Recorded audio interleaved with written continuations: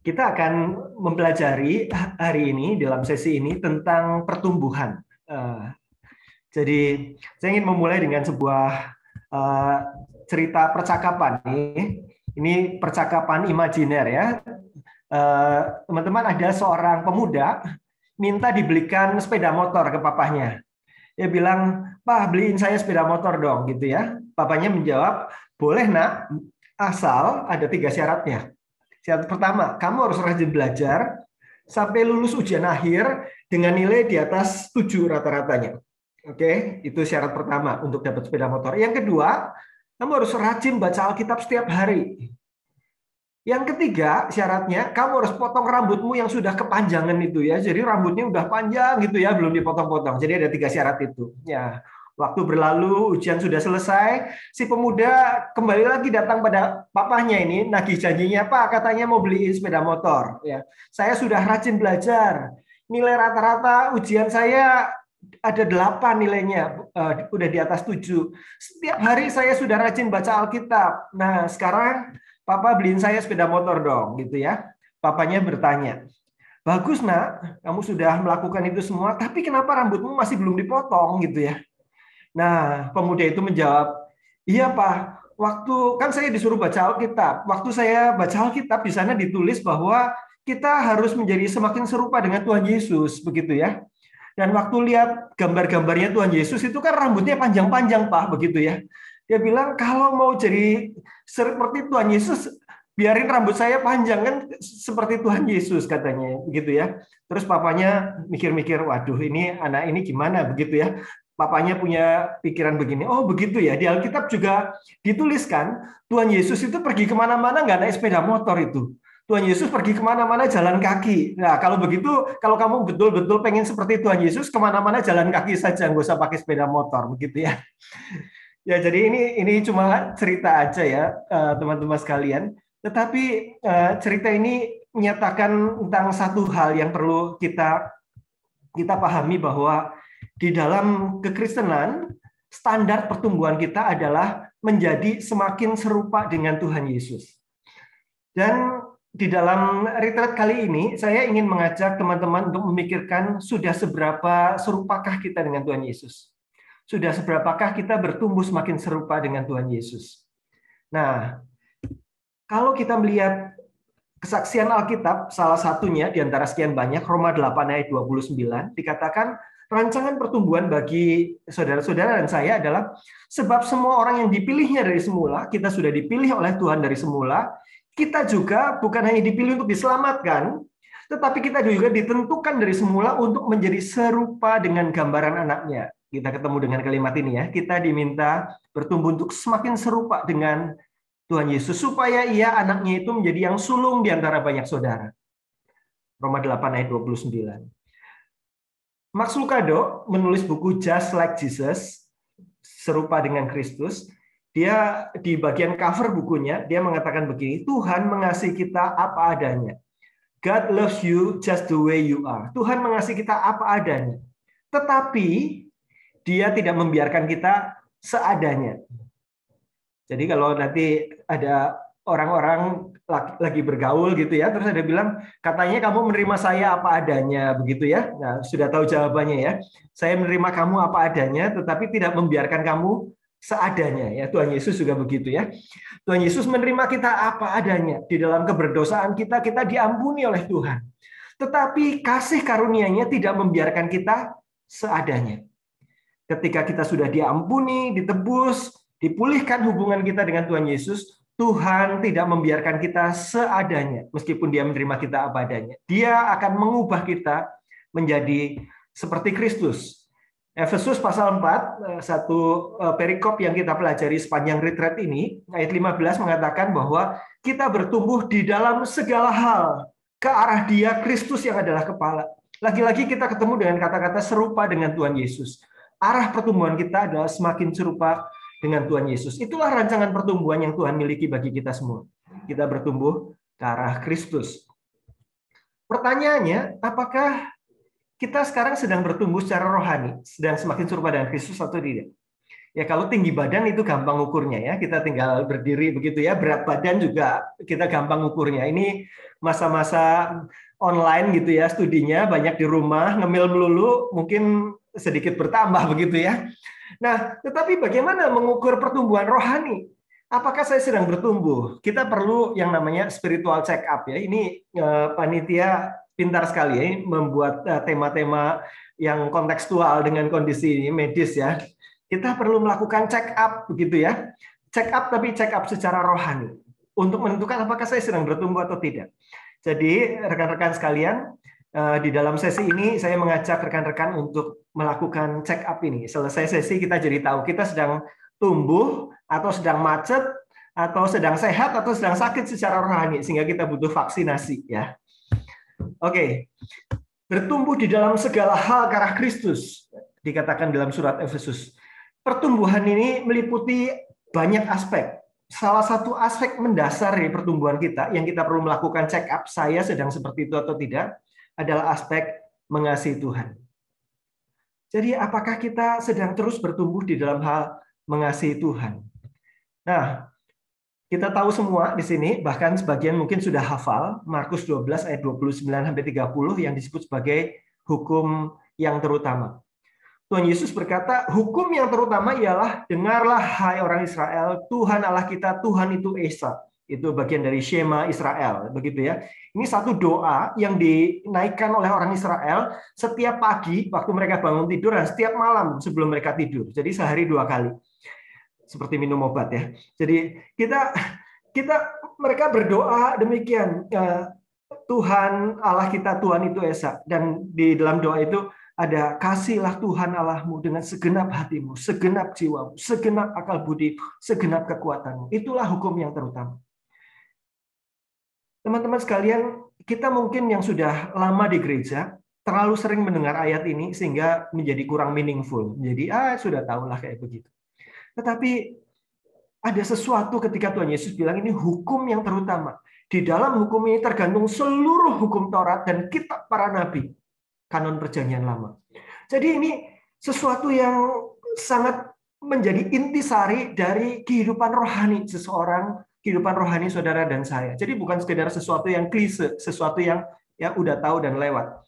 Tetapi hal yang paling utama adalah pertanyaan, apakah kita sedang mengasihi Tuhan Allah kita dengan segenap ini? Bayangkan orang yang sedang jatuh cinta sama orang lain, ya. Ya tahu saudara-saudara sudah diizinkan sama papa mama belum ya untuk cinta-cintaan begitu ya. Tetapi kita bisa membayangkan lah orang jatuh cinta itu kayak apa begitu ya. Waktu lagi makan ingat dia, waktu lagi main ingat dia gitu, waktu mau tidur ingat dia begitu ya. Pribadi itu begitu mengisi kesadaran kita, kita sangat ingin bertemu dengan dia. Nah itulah gambaran mencintai dengan segenap ya, tubuh, jiwa dan rohnya, begitulah kata-katanya. Jadi seberapa pengalaman rohani kita bersama dengan Tuhan, kita mengalami hal yang seperti itu. Kita tuh cinta banget sama Tuhan, kita senang banget sama Tuhan, dan Tuhan menjadi sesuatu pikiran-pikiran yang mengisi hati dan hidup kita. Mungkin kita masih jauh dari itu, tetapi itulah standarnya. Hukum yang terutama, mencintai Tuhan dengan segenap hati kita. Mencintai itu kita menikmati keberadaannya. Nah, supaya lebih punya gambaran ya saudara-saudara, ada satu buku yang judulnya Crazy Love ya.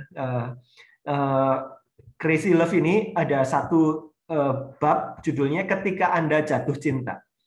Dan ini menggambarkan bagaimana relasi kita dengan Tuhan. Saya ingin membacakan bagian ini untuk membuat kita berpikir, apakah saya kayak begitu nggak ya sama Tuhan? Begitu ya, saya bacakan. Pernahkah Anda bertemu seseorang yang sungguh-sungguh jatuh cinta dan tergila-gila pada Yesus? Crazy love ini.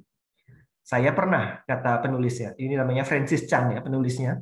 Orang itu yang Francis Chan pernah temui, yang sangat mencintai Tuhan adalah namanya Clara. Clara itu nenek dari istrinya, nenek istri saya.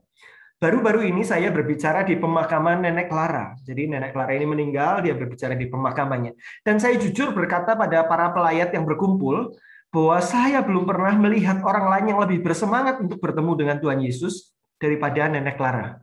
Setiap pagi, Nenek Clara ini berlutut di samping tempat tidurnya dan menikmati jam-jam yang berharga dengan juru selamat dan kekasihnya. Setiap pagi, dia datang pada Tuhan, menyiapkan Alkitabnya, dan bersekutu dengan Tuhan, berlutut di samping tempat tidurnya. Setiap pagi. Kemudian pada hari yang sama, hanya dengan melihat sudut tempat tidurnya saja, ada tetesan yang penuh sukacita dan pengharapan untuk keesokan paginya yang akan dinikmati dengan berlutut di hadiratnya. Jadi Nenek Clara kangen untuk terus berada di hadirat Tuhan, begitu ya. Nenek Clara memperlakukan Tuhan seperti cara kita memperlakukan orang-orang yang sangat kita cintai. Ketika Anda benar-benar jatuh cinta, Anda akan melakukan segalanya untuk bisa bersama dengan orang yang Anda cintai. Anda akan rela menyetir selama berjam-jam hanya untuk bisa bersama dengannya, walaupun hanya sebentar saja. Anda tidak akan keberatan untuk tidur lebih malam untuk dapat berbincang. Berjalan bersama sewaktu hujan, jadi waktu lagi jalan bareng, kehujanan begitu ya, itu bukannya menyebalkan, tetapi romantis. Anda rela menghabiskan banyak uang untuk orang yang sangat Anda cintai. Ketika Anda sedang berjauhan satu sama lain, rasanya sedih, bahkan menyakitkan. Ia adalah orang yang Anda terus pikirkan. Anda langsung memanfaatkan setiap kesempatan untuk berada bersama. Itulah ketika orang jatuh cinta. Dikatakan, cintailah Tuhan Allahmu dengan segenap hatimu, segenap jiwamu, segenap akal budimu, segenap kekuatanmu. Itulah orang yang sedang mencintai. Jadi ketika kapan-kapan teman-teman baca ayat ini lagi, baca ayat tentang kasihlah Tuhan Allahmu, mari pikirkan itu bukan sekedar sebuah hukum, tetapi sebuah kisah cinta. Kisah cinta yang Tuhan mau kita mengalaminya. Mencintai Tuhan dengan segenap-segenap yang begitu. Pertanyaannya, di dalam kriteria yang pertama ini, dalam spiritual check-up, seberapa banyak kita sudah mengalami cinta kepada Tuhan itu? Mari kita melakukan spiritual check-up yang pertama. Spiritual check-up yang pertama ini, mari masing-masing kita menjawab pertanyaan, apakah saya sedang bertumbuh semakin memiliki kerinduan yang besar untuk mencintai Tuhan? Jadi, kecintaan pada Tuhan itu saya bisa merasakan kecintaan itu sudah semakin besar di dalam hati saya. Saya merasakan itu melalui hubungan dengan Tuhan dan melalui kehidupan sehari-hari. Melalui hubungan pribadi dengan Tuhan. Saat teduh bukan lagi menjadi kewajiban, tapi saat teduh menjadi kerinduan. Baca Alkitab semakin mengenal pribadi Tuhan, bukan lagi menjadi disiplin rohani, tetapi menjadi sukacita rohani. Kehidupan sehari-hari, tahu-tahu kita sedang berdoa sama Tuhan. Waktu kita ada masalah, tahu-tahu kita sedang berdoa sama Tuhan. Waktu kita sedang melihat pemandangan yang indah, tahu-tahu kita memuji Tuhan atas keindahannya dan sebagainya. Apakah kita sedang diliputi cinta pada Tuhan yang seperti itu? Itu adalah check up apakah kita sedang bertumbuh atau tidak seperti Kristus. Bagian yang pertama tentang mencintai Tuhan. Nah, bagaimana cara menjawabnya? Nah, supaya memudahkan teman-teman menjawabnya, berikan jawaban yang paling menggambarkan keadaan diri teman-teman saat ini yang sebenarnya, ya, bukan yang seharusnya atau yang sebaiknya. Teman-teman dalam check up bisa kasih nilai, saya ini 1 ini di sini. 1 itu artinya apa? Tidak melakukan dan tidak gelisah. Jadi kita merasa saya tidak sedang mencintai Tuhan dan saya merasa damai sejahtera aja tuh nggak ada apa-apa. Saya mencintai Tuhan boleh, nggak mencintai Tuhan juga boleh. Itu 1 namanya, ya. Nah, kalau saudara teman-teman sedang tidak mencintai Tuhan, tetapi kita gelisah, aduh, ini nggak benar hidup saya. Saya tidak mencintai Tuhan, kok biasa-biasa saja ya, dan saya gelisah dengan kondisi ini. Itu 2. Sama-sama tidak melakukan, tapi yang 1 tidak gelisah, yang 1 gelisah, yang 2 gelisah. Kalau 3, kita melakukan sekedarnya.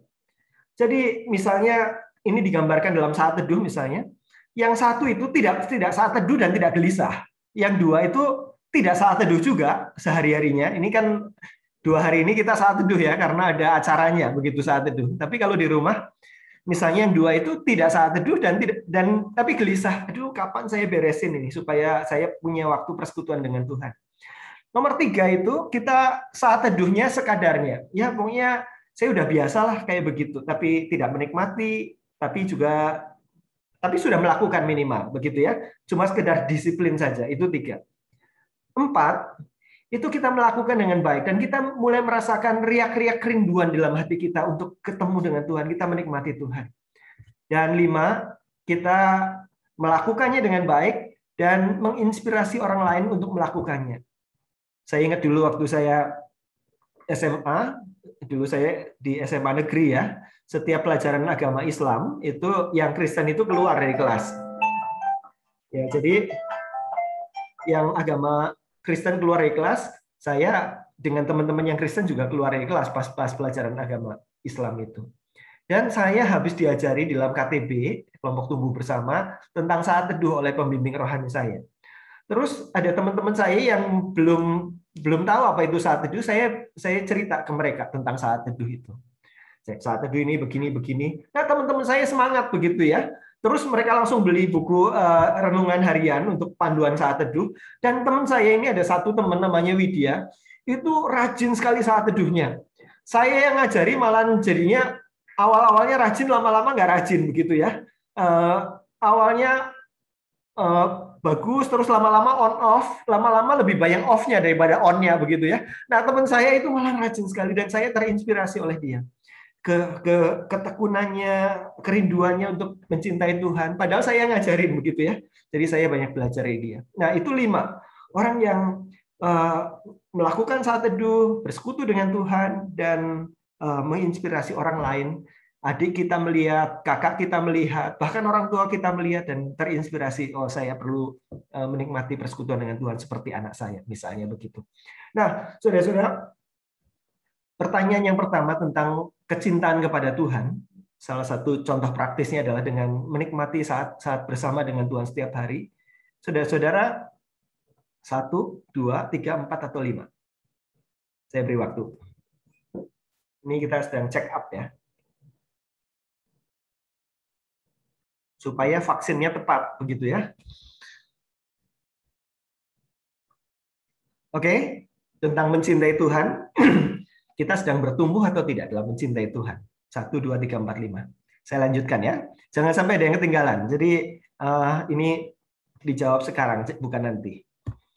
Oke, kita lanjutkan. Perikop kita hari ini adalah ayat 11 sampai ayat 14. Saya akan bacakan bagian-bagian ini secara khusus di dalam warna-warna yang berbeda. Rekan-rekan sekalian, kalau rekan-rekan belajar Efesus pasal 4 ayat 11 sampai 15, ayat 15-nya dikatakan di dalam kita dengan teguh berpegang pada kebenaran di dalam kasih, kita bertumbuh di dalam segala hal karena Dia, Kristus yang adalah kepala. Bertumbuh dalam segala hal. Nah, segala hal itu termasuk apa saja di dalam segala hal ini? Perikop ini menjelaskan segala hal itu termasuk apa saja. Kalau rekan-rekan perhatikan ada beberapa kata di sini, kata untuk, ya, ketemu nggak kata untuk? Kata sampai, kata sehingga. Ini merupakan tujuan-tujuan. Bertumbuh dalam segala hal itu meliputi beberapa aspek ini. Dialah yang memberikan, baik rasul-rasul maupun nabi-nabi, baik pemberita-pemberita Injil maupun gembala-gembala dan pengajar-pengajar, termasuk juga melalui retreat ini. Untuk apa? Untuk memperlengkapi orang kudus bagi pekerjaan pelayanan, bagi pembangunan tubuh Kristus.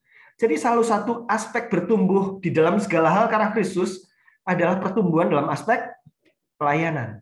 Kita diperlengkapi dalam pekerjaan pelayanan. Yang kedua adalah yang warnanya pink. Sampai kita semua telah mencapai kesatuan iman dan pengetahuan yang benar tentang anak Allah. Ada aspek pengetahuan, pemahaman kita. Kita mengenal Tuhan, knowing God. Yang pink lagi yang di bawahnya, sehingga kita bukan lagi anak-anak yang diombang-ambingkan oleh rupa-rupa angin pengajaran, oleh permainan palsu manusia dalam kelicikan mereka yang menyesatkan. Kita mengenal Tuhan dengan benar, kita tidak mudah diombang-ambingkan oleh doktrin dan pengajaran yang tidak alkitabiah. Jadi aspek kedua dari bertumbuh dalam segala hal karena Kristus setelah pelayanan adalah masalah pengenalan kita akan Tuhan. Mengenal Tuhan dengan benar. Yang ketiga adalah yang warnanya hijau. Kedewasaan penuh tingkat pertumbuhan yang sesuai dengan kepenuhan Kristus. Kedewasaan dari sisi karakter. Kita karakternya semakin serupa dengan Kristus. Kasih, sukacita, damai sejahtera, kesabaran, kelemah lembutan, penguasaan diri. Ada karakter-karakter buah-buah roh yang semakin muncul. Nah, ini kalau mau digambarkan kayak begini, rekan-rekan sekalian, supaya lebih gampang untuk kita memahami. Jadi aspek bertumbuh dalam segala hal karena Kristus, dasarnya adalah mengasihi Tuhan, dan aspek-aspeknya adalah ada mengenal Tuhan, mencerminkan Tuhan dalam karakter kita, dan melayani Tuhan. Itu dari Efesus pasal 4 ayat 15. Mari kita lanjutkan check up kita. Kita sudah check up yang pertama tadi mengasihi Tuhan, kita check up di dalam hal-hal yang lain sekarang. Dalam hal mengenal Tuhan. Apakah kita sedang bertumbuh semakin mengenal Tuhan, bertumbuh dalam segala hal karena Kristus? Yeremia 9 ayat 24 sampai 25. Beginilah firman Tuhan. Janganlah orang bijaksana bermegah karena kebijaksanaannya. Janganlah orang kuat bermegah karena kekuatannya. Janganlah orang kaya bermegah karena kekayaannya. Ini Tuhan mau ngomong apa sih? Dikatakan, beginilah firman Tuhan.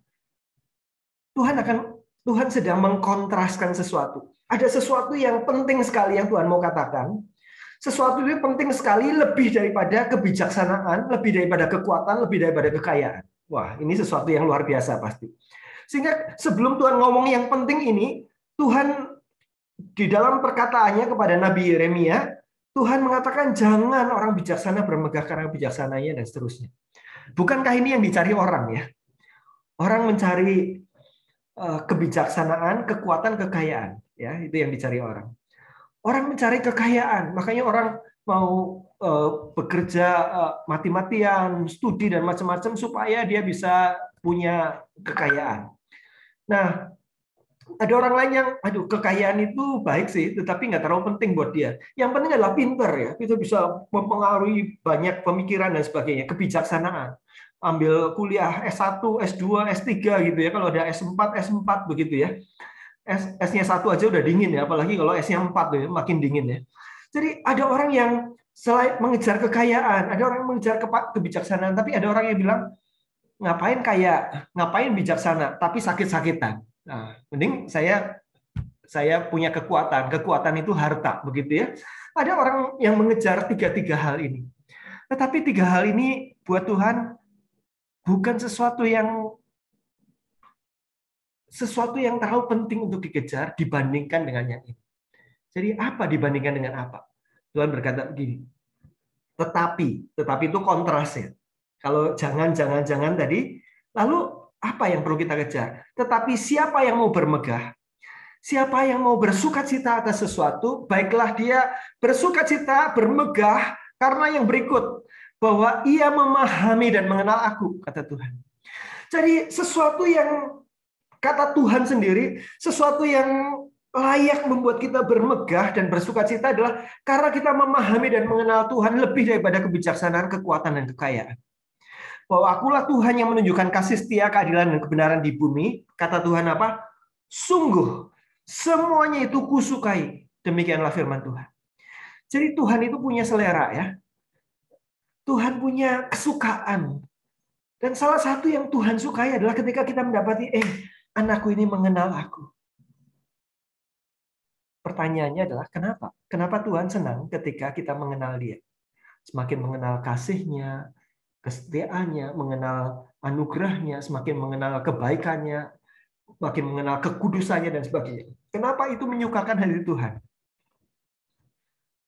Kenapa itu penting? Karena jika saudara-saudara dan saya tidak kenal Tuhan, atau kenal Tuhan hanya samar-samar saja, kita tidak mungkin dapat dengan sepenuh hati mencintai dan mempercayai Tuhan. Ya, di dalam bahasa Indonesia ada perkataan tidak kenal maka tidak sayang. Ya, jadi kalau kita tidak kenal Tuhan, maka kita tidak bisa sayang Tuhan, apalagi dengan segenap-segenap. Kecintaan kita kepada Tuhan itu akan bertumbuh seiring dengan pengenalan kita akan Tuhan. Kalau yang kita kenal tentang Tuhan 5 tahun yang lalu dengan hari ini, ya kira-kira nggak jauh beda lah, cuma beda-beda tipis saja gitu ya. Maka segitu juga yang bisa pertumbuhan cinta kita sama Tuhan. Saya ingat ya, suatu saat saya baca buku.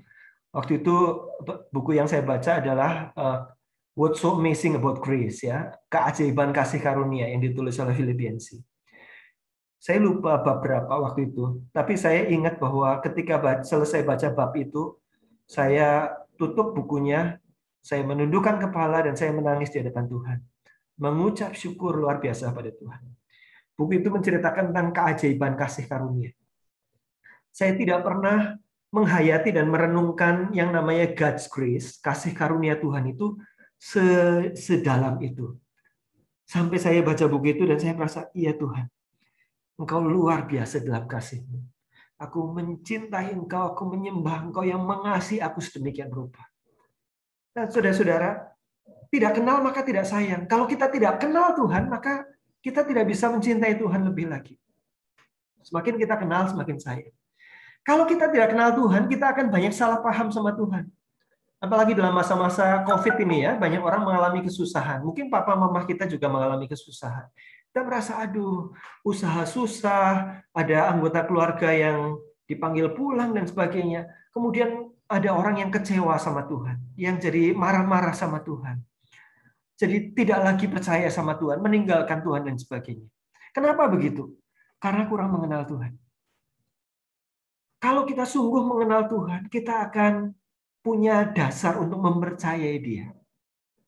Nah, misalnya ya, saudara-saudara, misalnya saudara-saudara kenal sama Ci Sofi dengan baik sekali begitu ya. Ci Sofi orangnya baik kayak begitu ya. Nah, suatu saat lagi jalan-jalan gitu ya, saudara papasan sama Ci Sofi, tapi Ci Sofi itu cuek aja begitu ya.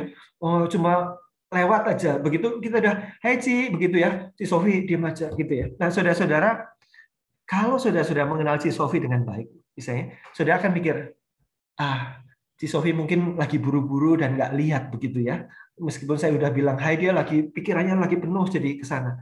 Bukan karena Ci Sofi nggak suka sama saya begitu ya. Tetapi kalau kita tidak kenal Ci Sofi begitu ya, Pak Ci Sofi memang ini orangnya judes ini. Ketemu di jalan pura-pura nggak kenal begitu ya. Jadi kita jadi salah paham sama Ci Sofi. Kenapa? Karena kita kurang kenal Ci Sofi. Kalau kita kenal, maka ketika ini kok diem aja ya begitu ya. Tetapi kita jadi nggak salah paham karena kita percaya hatinya Ci Sofi, begitu ya. Jadi kita hanya bisa mempercayai Tuhan kalau kita mengenal Tuhan. Kalau selama ini kita tidak mengenal Tuhan, sangat mudah kita untuk salah paham sama Tuhan, kecewa dan meninggalkan Tuhan. Kalau kita tidak mengenal Tuhan, bagaimana kita akan mentaati Dia dengan sungguh-sungguh dan melayani Dia dengan segenap hati? Ketaatan dan pelayanan kita akan Tuhan adalah respon dari pengenalan kita akan Tuhan. Kalau kita tidak mengenal Tuhan dengan baik, maka kita akan main-main dengan dosa. Kalau kita tidak mengenal kekudusan Tuhan, kemurkaan Tuhan, keadilan Tuhan, kita akan sekenanya saja melayani Tuhan. Karena kita tidak mengenal Tuhan dan mencintai Tuhan. Kalau kita tidak mengenal Tuhan, kita tidak mungkin sepenuh hati memuji dan menyembah Tuhan. Kita bisa nyanyi, mengikuti lagu pujian dengan not yang tepat. Beberapa di antara kita punya talenta musik, talenta menyanyi. Tetapi itu hanya irama saja. Tetapi bukan dari hati yang paling dalam ketika berkata, Bapa, Engkau sungguh baik. Seberapa baiknya Tuhan? Itu tergantung pengenalan kita akan Tuhan. Sejauh timur dari barat, Engkau membuang dosaku. Seberapa kita mengalami Tuhan yang mengenal Tuhan yang penuh pengampun dan pemurah itu. Pujian kita hanya akan meaningful, akan berisi tergantung pada seberapa kita mengenal Tuhan. Nah, perhatikan. Kita hanya bisa dengan sepenuh hati mencintai Tuhan, percaya Tuhan, mentaati Tuhan, melayani Tuhan, memuji Tuhan, menyembah Tuhan. Bukankah itu hal-hal mendasar dalam hidup Kristen? Hidup Kristen kita tergantung pada kualitasnya, tergantung pada pengenalan kita akan Tuhan. Jadi pengenalan akan Tuhan itu jauh lebih penting daripada yang kita mungkin pikir selama ini. Dan itu Tuhan senang sekali ketika kita bertumbuh dalam pengenalan akan Tuhan. Bahkan Paulus berdoa, aku berdoa supaya kamu bersama-sama dengan semua orang kudus dapat memahami betapa lebarnya, panjangnya, tingginya, dan dalamnya kasih Kristus. Dan dapat mengenal kasih itu sekalipun ia melampaui segala pengetahuan. Mari kita mendoakan supaya Tuhan, tolong saya untuk semakin memahami dan mengenal kasih Tuhan, pribadi Tuhan, meskipun itu melampaui segala pengetahuan. Mari kita check up sekarang. Tadi sudah mengasihi Tuhan, sekarang mengenal Tuhan. Apakah saya sedang bertumbuh semakin memiliki kerinduan yang besar, ada gairah kerinduan yang besar untuk semakin kenal Tuhan yang dinyatakan melalui Alkitab dan pengajaran firman Tuhan? Praktisnya gimana? Praktisnya adalah Alkitab bukan menjadi sesuatu yang membosankan kita. Alkitab menjadi kesukaan kita. Benar, di dalam Alkitab ada banyak hal-hal yang membingungkan. Tetapi itu tidak membuat kita jadi bingungin, nggak usah aja begitu ya. Tetapi memang ini membingungkan, ini menantang saya untuk semakin belajar firman Tuhan lagi. Jadi bukan mencari alasan pemaaf untuk tidak baca Alkitab karena membingungkan, tidak relevan dan sebagainya, tetapi mencari cara-cara kreatif untuk bisa mengenal Tuhan lebih lagi. Kalau ada pembinaan, ada retreat semacam ini, aduh, hati kita rindu untuk semakin mengenal Tuhan. Saya butuh diisi, apalagi sekarang udah liburan ya, udah liburan setelah ujian akhir nih ya. Saya ingin supaya pikiran saya dipenuhi dengan pengenalan akan Tuhan. Ada retreat, wah saya senang sekali, saya mau ikut retreat ini. Bukan karena disuruh, tetapi karena saya senang. Saya pengen semakin mengenal Tuhan. Jadi, apakah kita punya gairah yang besar untuk semakin kenal Tuhan? Melalui Alkitab dan melalui pengajaran-pengajaran. Nah, silahkan 1-5 seperti tadi. Yang satu, tidak ada kerinduan untuk baca Alkitab maupun mengikuti pembinaan-pembinaan dan tidak gelisah. Ya saya di sini karena disuruh. Kalau nggak disuruh, saya ada di tempat lain sekarang misalnya gitu ya. Yang kedua, saya selama ini kurang baca Alkitab, selama ini kurang rindu ikut kegiatan-kegiatan pembinaan, tetapi saya gelisah. Ini nggak benar nih saya begitu. Itu 2. Nomor 3, saya melakukannya, saya baca Alkitab, tetapi ya begitu aja, begitu ya, karena udah biasa aja. Saya datang pembinaan, datang persekutuan ya karena sudah biasa aja, begitu ya. Itu 3. 4, karena ada kerinduan untuk semakin kenal Tuhan, semakin kenal Tuhan. Saya baca buku, saya dengerin YouTube, saya dengerin khotbah, saya ikut retreat, begitu ya. Karena ada kerinduan itu. Yang kelima, menginspirasi orang lain untuk mengenal Tuhan. Silakan, 1-5.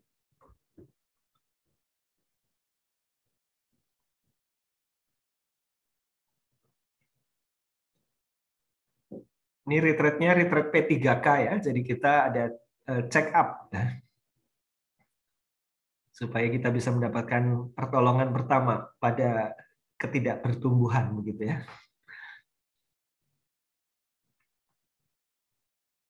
Oke, saya lanjut ya. Kita tadi sudah melihat mengasihi Tuhan dan mengenal Tuhan, sekarang mari kita check up dalam hal apakah kita secara karakter mencerminkan Tuhan. Mengasihi Tuhan dan mengenal Tuhan itu gambarannya kalau teman-teman lihat di screen, itu adalah ada di akar. Kalau itu pohon, itulah akarnya. Akar kehidupan rohani kita adalah pengenalan kita akan Tuhan yang membuat kita semakin mencintai Tuhan. Kecintaan kita kepada Tuhan yang membuat kita rindu semakin mengenal Tuhan. Itu 2 akar itu. Nah, pengenalan dan kasih kepada Tuhan ini sesuatu yang nggak kelihatan, seperti akar nggak kelihatan. Pertumbuhan ada aspek yang tidak kelihatan, yang menjadi akarnya, tetapi ada yang kelihatan, yaitu yang di atasnya. Jadi di atas permukaan tanah. Itulah karakter kita. Mencerminkan Tuhan. Apakah karakter kita semakin Christ-like, semakin serupa dengan Kristus? Nah, di dalam buku Just Like Jesus yang tadi saya sebutkan, Max Lucado mengatakan, orang yang hidup bersama dalam waktu yang lama akhirnya akan mulai terdengar sama. Berbicara sama, akan berpikir sama. Jadi makin lama makin terpengaruh oleh orang itu. Ketika kita hidup bersama dengan Tuhan, kita akan mengambil pikiran-pikirannya, prinsip-prinsipnya, sikap-sikapnya, dan kita menyerap hatinya. Jadi itulah buahnya. Jadi ketika kita mengenal Tuhan, ketika kita mencintai Tuhan, kita menikmati waktu-waktu bersama dengan Tuhan, lama-lama hati Tuhan itu akan tertransfer ke hati kita. Dulunya kita nyontek itu damai sejahtera, ya, nyontek dengan damai sejahtera. Sekarang ketika kita akhirnya nyontek pun gelisahnya luar biasa. Lama-lama merasa bahwa ini Tuhan nggak suka, maka saya tidak melakukannya. Bukan karena ketahuan atau nggak ketahuan sama guru, tetapi saya tahu Tuhan tidak suka. Jadi kita mulai merasakan hati Tuhan. Dulunya kita ngomong yang jelek tentang orang lain itu lancar sekali ya, gosip ya, semakin digosok semakin sip begitu ya. Apalagi kalau ada teman-teman yang lainnya. Orang bilang gosip itu adalah mengakui dosa orang lain begitu ya. Jadi kita orang ini dosanya begini loh begitu. Nah begitu ya. Dengan tujuan supaya kita kelihatan lebih baik begitu. Nah dulunya lancar tuh kalau ngegosip begitu ya. Tapi sekarang, aduh, saya tahu Tuhan tidak suka saya ngomongin yang begini tentang orang lain. Kemudian ketika sudah terlanjur ngegosip, kita cari waktu untuk Tuhan, saya minta ampun. Saya sudah ngomongin tentang teman saya. Saya mendoakan supaya dia mengalami perubahan, bukannya semakin dicela-cela begitu ya. Jangan menghina orang yang sudah hina katanya ya.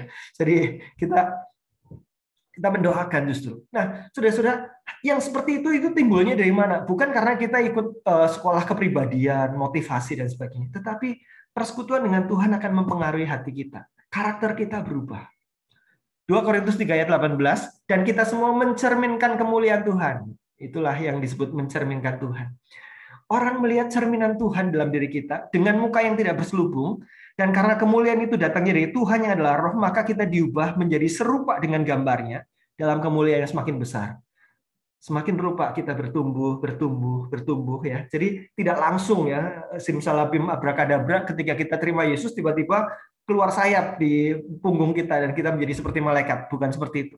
Tetapi kita bertumbuh dari kemuliaan kepada kemuliaan dalam kemuliaan semakin besar. Itulah yang Tuhan harapkan terjadi melalui hidup kita.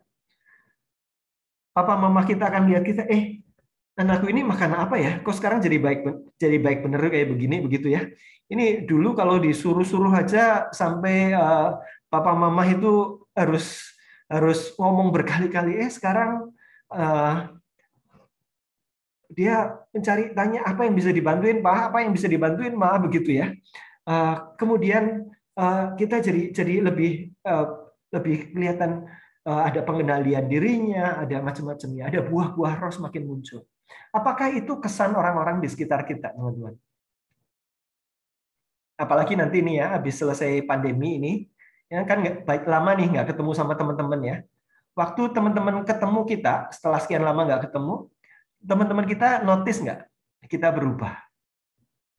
Ada sesuatu yang jadi lebih memancarkan keindahan Tuhan dalam diri kita.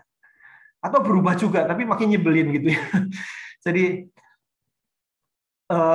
ketika orang ketemu dengan kita, dia bersyukur ketemu dengan kita, atau ketika orang nggak ketemu kita, mereka bersyukur nggak ketemu dengan kita. Aduh, syukurlah dia pergi begitu ya. Waduh, itu menyedihkan sekali ya, saudara-saudara. Apakah karakter kita semakin mencerminkan karakter Kristus? Nah, urusan ini seringkali berkaitan juga dengan banyak PR-PR masa lalu kita. Ya, saya mau katakan begini. Ketika kita bertobat, kita bertumbuh dalam semakin dewasa, dalam bertumbuh semakin serupa dengan Kristus, tetapi kesempurnaannya nanti kalau kita sudah ketemu dengan Tuhan. Kelihatannya grafiknya enak ya, naik begitu ya. Tetapi pada kenyataannya grafiknya tidak selalu seperti itu. Naik, turun, jatuh, bangun. Nah, pada kenyataannya seringkali ada beberapa kemacetan dalam hidup kita. Mungkin karena pola asuh kita di rumah, mungkin karena pengalaman-pengalaman traumatis masa lalu, mungkin ada hal-hal tertentu, sehingga ada kemacetan-kemacetan. Ada di antara kita yang mungkin gampang sekali tersinggung, begitu ya. Ada banyak hot button-nya. Kalau button-nya itu kesentuh, langsung meledak, begitu ya. Kemudian ada di antara kita yang susah sekali memaafkan orang. Ada di antara kita yang macam-macam ya, begitu ya. Ada banyak sisi-sisi tajamnya. Ada kemacetan, kita rasanya nggak bertumbuh secara karakter dalam bagian itu. Ada banyak kemacetan-kemacetan. Itulah tempat di mana kita butuh pemulihan. Di dalam perjalanan rohani kita, itu seperti simpul-simpul yang kusut yang perlu diurai, ditolong. Di dalam anugerah Roh Kudus, di dalam persekutuan dengan saudara-saudara seiman, kita ditolong bertumbuh, sehingga ketika yang macet-macet ini diurai, kita boleh kembali ke jalan pertumbuhan. Dan ini adalah perjalanan seumur hidup. Ada satu lagu, nggak tahu teman-teman tahu lagu ini nggak ya? Lagu jadul ini. Sedikit demi sedikit, setiap hari, tiap sifat, Yesus mengubahku. Saudara-saudara, kalau setiap hari satu sifat, waduh itu senang sekali ya. Kita satu sifat makin baik, satu sifat makin baik. Tapi kenyataannya nggak seperti itu ya. Lagu itu terlalu optimis ya. Setiap hari satu sifat. Satu sifat kadang-kadang butuh waktu lama banget sampai kita bertumbuh. Tetapi pertanyaannya, apakah kita sedang bertumbuh? Apakah orang-orang di sekitar kita melihat bahwa, temanku ini beda, sahabatku ini beda, anakku ini berbeda, kokoku atau adikku ini berbeda sekarang. Ada pertumbuhan yang nyata secara karakter. Kesehatan emosi, kesehatan karakter kita, dan kesehatan rohani tidak dapat dipisahkan. Seorang Kristiani tidak mungkin dewasa secara rohani jika dia tidak dewasa secara emosi atau secara karakter. Orang itu rajin saat teduh, tetapi karakternya terus meledak-ledak, terus melukai orang lain, maka tidak dikatakan bahwa orang itu dewasa secara rohani. Nah, spiritual check up sekarang. Apakah saya bertumbuh semakin mencerminkan Tuhan dalam karakter pribadi saya dan dalam hubungan saya dengan orang lain? Apakah orang makin melihat saya adalah orang yang sedang bertumbuh dalam karakter dan dalam relasi dengan mereka? Atau enggak begitu ya? Nah, 1 sampai 5 tadi ya. Yang 3, ya biasa-biasa aja, kayaknya nggak ada sesuatu yang berubah dalam hidupmu, nggak makin jelek, nggak makin baik juga, begitu ya. Jadi itu 3. Kalau 4, saya melihat ada sesuatu yang berbeda dalam hidupmu. Dan itu membuat saya ingin bertanya, apa sih yang bisa bikin kamu begitu, begitu ya? Dulunya begini, sekarang begini. Secara karakter semakin mencerminkan siapa Tuhan. Tuhan yang adil, Tuhan yang baik, Tuhan yang pengasih, Tuhan yang pengampun, Tuhan yang berkasih karunia dan sebagainya. Apakah karakter kita semakin mencerminkan Tuhan? Terutama dari sisi orang-orang yang dekat dengan kita. Ya.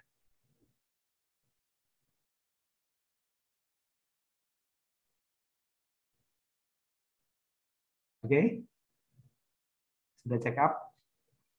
Kita lanjut ya. Oke, waktu saya tinggal sedikit. Saya tinggal 1 kali lagi ini, kemudian kita selesai. Check up yang terakhir adalah tentang melayani Tuhan. Bagaimana, apakah kita sedang bertumbuh dalam pelayanan kita kepada Tuhan? Matius pasal 22 ayat 37 sampai 39 menceritakan tentang satu peristiwa dalam kehidupan Tuhan, menceritakan tentang kelanjutan dari hukum yang terutama tadi ya. Dikatakan kasihlah Tuhan Allahmu dengan segenap, itulah hukum yang terutama dan yang pertama. Dikatakan Tuhan Yesus, bukan cuma itu, tapi ada hukum yang kedua, tapi hukum yang kedua yang sama dengan itu. Jadi kualitasnya sama dengan itu kasihlah sesama manusia seperti dirimu sendiri. Seberapa banyak kita sudah bertumbuh dalam mengasihi sesama kita seperti kita mengasihi diri kita sendiri. Standarnya itu luar biasa angel ya, luar biasa susah. Nah, salah satu bentuknya adalah Tuhan Yesus yang mengasihi orang lain ini. Ketika Tuhan Yesus berjalan keliling kota dan desa, ketemu dengan banyak orang, melihat orang banyak itu, tergeraklah hati Yesus oleh belas kasihan kepada mereka. Karena mereka lelah dan terlantar seperti domba yang tidak bergembala. Katanya kepada murid-muridnya, tuaian banyak, tetapi pekerjaan sedikit. Karena itu, minta kepada Tuhan yang punya tuaian, supaya ia mengirimkan pekerja-pekerja untuk tuaian itu. Pertanyaan saya kepada saudara-saudara sekalian, kapan terakhir kali ketika kita ketemu dengan banyak orang, ya, ketika kita lagi jalan-jalan di Matos begitu ya, atau ketika lagi jalan-jalan di mana begitu ya, kita lihat banyak orang, kapan terakhir kali sekolah atau di mana, ketika kita melihat mereka, hati kita digerakkan oleh belas kasihan kepada mereka. Karena mereka lelah dan terlantar seperti domba yang tidak bergembala. Kalau mereka terus-menerus tanpa Kristus, kesudahan mereka jelas. Suatu saat mereka akan mengalami kebinasaan. Hati kita digerakkan oleh belas kasihan kepada mereka. Kapan terakhir kali kita punya hati yang seperti itu? Oh, ini penting sekali, saudara-saudara. Kita mau menjadi semakin serupa dengan Kristus. Itulah hati Kristus. Hati yang tidak hanya penuh dengan diri sendiri. Gimana saya coba dapat nilai bagus, gimana saya menjadi Instagram saya semakin banyak followernya, gimana saya. Itulah generasi kita ya, me generation ya, tentang saya. Tetapi Kristus mengajak kita melihat, lihat sekeliling. Dan apakah hati kita digerakkan oleh belas kasihan kepada mereka? Dan ketika melihat kebutuhan itu dan kita merasa Tuhan sangat terbatas, siapa yang bisa nolong mereka? Di dalam keterbatasan itu kita akhirnya berdoa, Tuhan kirim pekerja-pekerja untuk menuai. Tolong Tuhan kau kirim orang-orang yang bisa menolong anak-anak jalanan di kota-kota Malang ini. Tolong Tuhan kau kirim pekerja-pekerja yang bisa melayani para lansia supaya mereka bisa finishing well hidup mereka. Tolong Tuhan kau mengirimkan pekerja-pekerja di bidang politik dan pemerintahan supaya Indonesia menjadi lebih baik dan sebagainya. Hati kita mendoakan tentang kebutuhan-kebutuhan di sekitar kita. Kapan terakhir kali doa kita diisi dengan doa meminta Tuhan menggerakkan pekerja? Pelayanan lebih daripada sekedar aktivitas pelayanan, tetapi lebih ke hati yang dinyatakan dalam aktivitas, bukan sekedar aktivitas tanpa hati. Martin Luther berkata, setiap orang Kristen seharusnya mengalami 2 pertobatan. Pertobatan yang pertama, keluar dari dunia, masuk dalam keluarga Tuhan. Saya berharap ini semua sudah kita lalui. Tapi pertobatan yang kedua adalah pertobatan kembali ke dalam dunia, bukan menjadi duniawi lagi begitu ya, tetapi untuk membawa pesan dan mewujudkan kerajaan Allah. Jadi bukan hanya keluar dari dunia, masuk ke dalam bahtera Nabi Nuh begitu ya, biarkan seluruh dunia tenggelam begitu ya, kita sendiri selamat, bukan itu. Tetapi bagaimana kita memiliki hati bagi orang-orang yang belum mengalami Tuhan seperti yang kita alami. Itu yang menggerakkan saudara-saudara untuk akhirnya saya mau terlibat dalam pelayanan di gereja. Saya mau terlibat dalam pelayanan di antara teman-teman. Saya mau terlibat pelayanan. Saya mau studi bidang tertentu supaya saya bisa punya kemampuan melayani orang lebih lagi di masa yang akan datang. Bukan lagi memikirkan saya studi di mana ya yang paling bisa membuat saya kaya begitu ya. Tapi saya studi di mana ya yang paling bisa membuat saya berkontribusi buat dunia ini menjadi lebih baik. Itu adalah orang yang sudah mengalami pertobatan kedua, kembali ke dalam dunia membawa pesan kerajaan Allah. Check up terakhir kita. Apakah saya punya kerinduan yang besar untuk itu, untuk melayani Tuhan? Dalam pengertian, saya ingin sekali orang-orang itu makin kenal Tuhan, makin cinta Tuhan, makin hidup memuliakan Tuhan. Bukan hanya saya sendiri yang mengalami, tapi saya ingin orang lain mengalami. Kalau 3, artinya kita sekarang terlibat dalam pelayanan, tapi cuma gitu-gitu aja. Ya, kita cuma aktivitas saja. Tapi udah terlibat. Kalau 1 dan 2 belum terlibat. Yang 1 belum terlibat pelayanan dan tidak gelisah. Tenang-tenang saja. 2 gelisah. Saya nggak bisa seperti ini, nggak bisa menyimpan iman ini untuk diri saya sendiri. Saya perlu menolong, saya perlu melayani orang lain. 4 dan 5 itu yang seperti yang lain-lain tadi. Silahkan check up.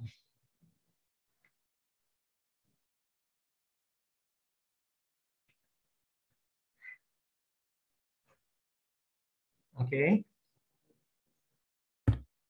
Nah, inilah bertumbuh dalam segala hal karena Kristus. Ada akarnya, ada pohonnya, ada di atasnya. Akarnya adalah mengenal, mencintai Tuhan. Buahnya, pohonnya adalah mencerminkan Tuhan dan melayani Tuhan. Ada root, ada fruitnya, ya. Ada root dan fruit. Inilah bertumbuh dalam segala hal karena Kristus. Nah, dari hasil check up tadi, maka saudara-saudara itu kalau di rata-ratanya itu yang mana nih ya? Kalau rata-ratanya 1, nah, saudara perlu intensive care unit itu ya. Sekarang ICU di banyak tempat lagi penuh nih ya. ICU. Kalau rata-ratanya 2, 1 dan 2 tidak melakukan, tapi 2 itu perlu perawatan dan perhatian khusus. Itu perlu rawat inap begitu ya. 3 rawat jalan, 4 olahraga saja cukup membuat kita tetap bugar.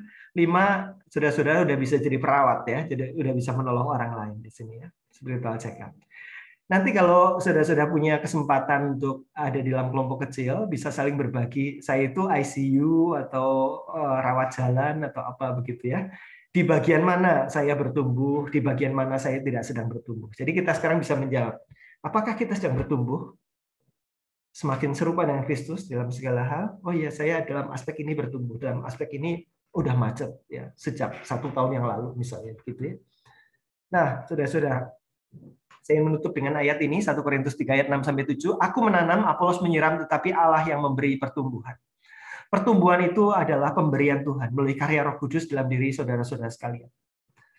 Dikatakan karena itu yang penting bukanlah yang menanam atau yang menyiram, melainkan Allah yang memberi pertumbuhan.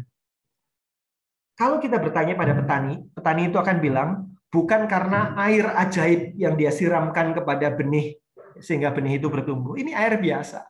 Tetapi yang membuat benih ini bertumbuh adalah Tuhan yang merancang benih itu sehingga bisa bertumbuh, dan Tuhan yang membuatnya bertumbuh. Yang dia lakukan adalah menanam dan menyiram dengan air biasa, dengan tangan biasa yang dia pakai, dengan tanah yang biasa. Nah, tetapi bayangkan, saudara-saudara, kalau petani bilang, ya kan Tuhan yang menumbuhkan. Kalau gitu saya nggak usah menanam dan menyiram. Dia akan panen tomat, dia akan panen cabai, dia akan panen buah-buahan. Enggak. Dia hanya akan panen semak belukar. Kita harus menanam dan harus menyiram.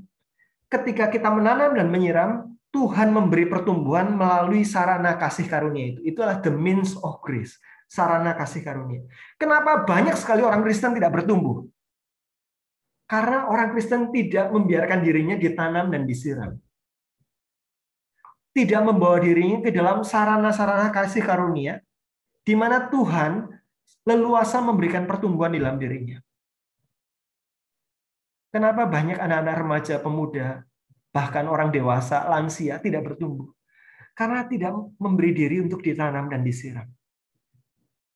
Apa itu ditanam dan disiram? Di dalam 1 Korintus pasal 3, ditanam itu artinya dia sudah diletakkan fondasi dasar keselamatan. Kemudian disiram itu membangun terus di atasnya, membangun pertumbuhan. Ditolong untuk bertumbuh. Banyak orang tidak mengalami Kristus yang menyelamatkan dan Kristus yang menumbuhkan. Saudara-saudara sekalian, di akhir sesi ini saya mau mengatakan bahwa kalau kita sedang macet di banyak hal, mari kita lihat kenapa kita macet di situ. Saya menduga kita macet karena kita tidak ditanam dan disiram. Karena kita tidak menyediakan diri untuk ditolong yang lebih baik.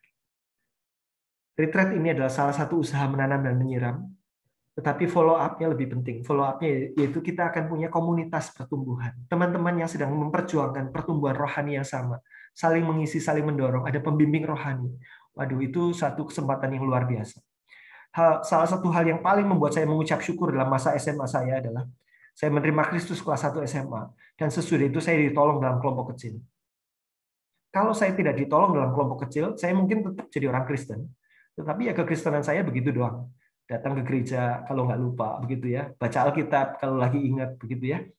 Tapi ya udah, kekristenan saya cuma begitu aja, kekristenan ala kadarnya.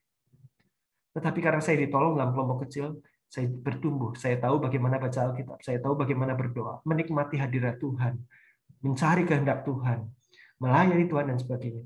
Semuanya itu adalah anugerah yang Tuhan berikan ketika saya ditanam dan disiram di dalam pelayanan kelompok kecil, ada pembimbing rohani. Dan saya berharap kesempatan yang teman-teman miliki untuk ditanam, disiram, ini membuat kita punya kesempatan-kesempatan bertumbuh. Seumur hidup kita akan bertumbuh. Tetapi ketika kita memulainya pada masa remaja dan pemuda, kita mempunyai fondasi yang baik. Saya berharap spiritual check up yang kita miliki hari ini membuat kita tahu kita perlu vaksinasi dosis yang seperti apa ya. Jadi kita menyadari bahwa saya butuh bertumbuh, dan nanti sesi yang berikutnya kita akan belajar tentang satu sarana pertumbuhan, bagaimana bertumbuh dalam pemuritan. Sesi yang kedua tidak akan panjang nanti, jadi teman-teman bisa punya waktu lebih banyak kalau mau ada istirahat, refleksi diri dan sebagainya. Bisa berapa menit sih Sofi? 10 menit? 15 menit? Iya, ini sesi selanjutnya mungkin kita mulai 10.15 ya. 10.15. Atau 10.15 kependean nggak?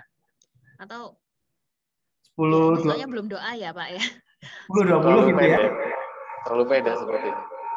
Sorry, Ya. kenapa? Terlalu cepat ya. Iya.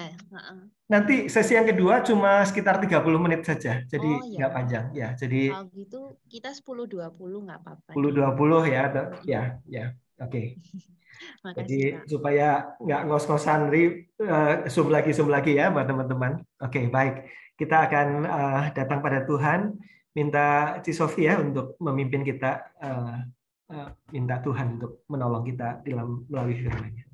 Ya, mari kita berdoa.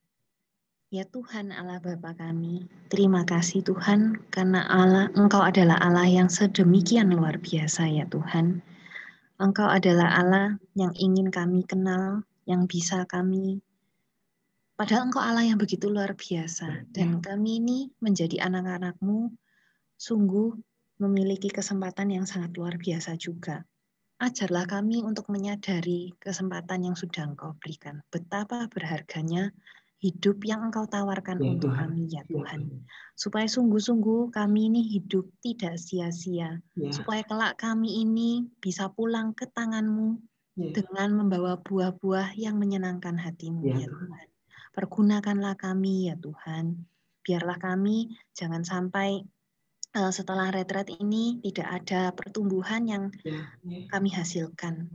Berilah kami hati yang mau berkomitmen, walaupun tidak instan, walaupun harus berusaha, merasakan yang tidak enak, karena kami tahu kami ini anak-Mu.